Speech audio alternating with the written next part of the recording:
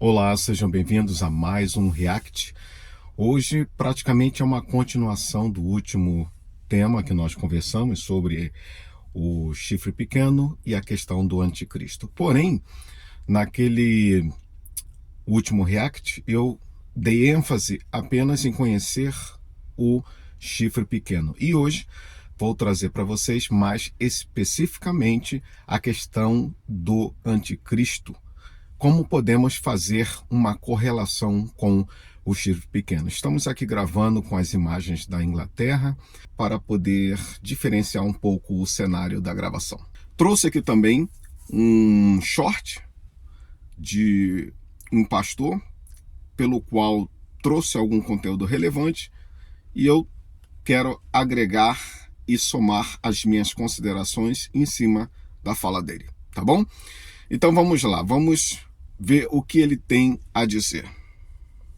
O apóstolo João, ele disse assim: há muitos anticristos. Naquela época já havia. Toda pessoa que se levanta contra Cristo é um anticristo. Todo papa é um anticristo no sentido estrito. Porque assim, ó, eu não sou grego na minha área é hebraico, mas, por exemplo, o prefixo grego anti-Christos, ele significa não somente aquele que é contra, mas aquele que toma o lugar dele. Quando o papa tem um cajado de ouro escrito Vicarius de Filii Dei, vigário do Filho de Deus, a palavra vigário é substituto. O bispo de Roma, ele tem um título de substituto do Filho de Deus. Se ele é substituto do Filho de Deus, naquele instante ele é um anticristo. Por quê? Porque ele é aquele que toma o lugar de Cristo. Ele é o sumum pontífice, quer dizer, a principal ponte entre Deus e os homens, mas essa vaga já tem, é de Cristo. Se eu chegar aqui e falar assim, ó, vou aproveitar aqui a audiência do seu programa e dar um anúncio, eu sou o sumo pontífice, se você falar isso, eu sou um anticristo na hora.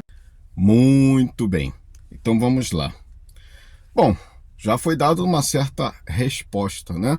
Foi uma boa explicação com relação ao título desse personagem que hoje trago para vocês.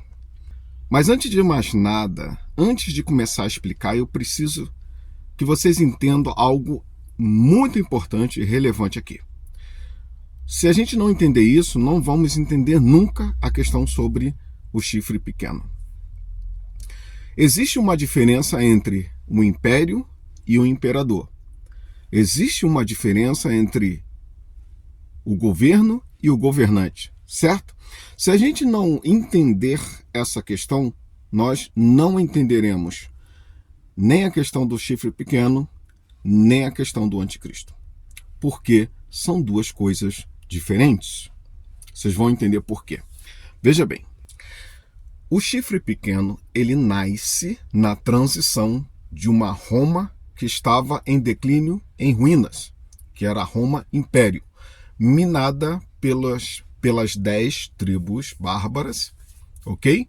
Então, Roma papal, para se estabelecer, arranca 3. Já estudamos isso naquele último estudo, no último React, não é verdade? Então, já sabemos aqui sobre o chifre pequeno. O que as pessoas, de certa forma, têm uma dificuldade de entender a questão sobre o chifre pequeno é que coloca o chifre pequeno ao mesmo personagem escatológico, o anticristo. Então, ou seja, em outras palavras, o que eu quero dizer, eles colocam o chifre pequeno como um personagem escatológico. Ele vai surgir, ele vai nascer no tempo do fim. E não é assim. Esse que é o ponto de partida. O chifre pequeno nasceu nesse ano que eu falei aqui, 440, 460, ali por essa mediação do Leão I e o Gregório, no V século, tá? Então ele nasce nessa fase, ok? E aqui está o nascimento do chifre pequeno. Então, aqui vocês entendem que se a gente for agregar o anticristo ao chifre pequeno, então já passou há muito tempo, porque começou lá atrás. Então entende aqui a questão do império e do imperador? Deu para entender aqui agora? Uma coisa é o império surgir, outra coisa é quem está no comando do império. Aqui sim, a base de nós especularmos e agregarmos essa questão do anticristo ao chifre pequeno. Para quem não consegue quebrar essa questão de o império e o imperador, consegue perceber aqui que está levando o chifre pequeno para a questão escatológica. E não é assim. Na verdade, é o anticristo que pode ser do chifre pequeno. Tá bom? Então, desde esse ano aí, 440, 460, no quinto século, nós temos o império do chifre pequeno, que tomou a sua ferida mortal, já foi explicada no último vídeo. Nós temos aí esse personagem até hoje.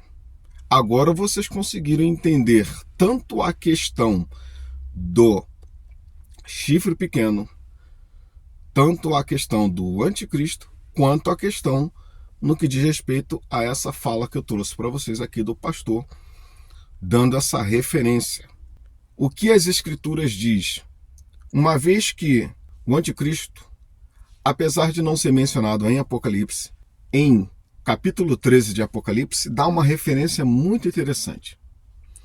E essa referência é o seguinte, fala sobre a besta do mar, que para mim é o chifre pequeno, tá bom? Aqui no versículo 4 diz algo interessante. E adoraram o dragão que deu à besta o seu poder. Quando fala adoração, é algo interessante. E adoraram. Alguém que esteja na posição de adoração é algo importante e relevante destacar. E adoraram a besta, dizendo: quem é semelhante à besta? Quem poderá batalhar contra ela? E o versículo 5, para encerrar o nosso conteúdo. E foi-lhe dada uma boca para proferir grandes coisas e blasfêmias, e deu-se-lhe poder para agir por 42 meses. Esses 42 meses podem ser entendidos como 1260 dias, ou 1260 anos.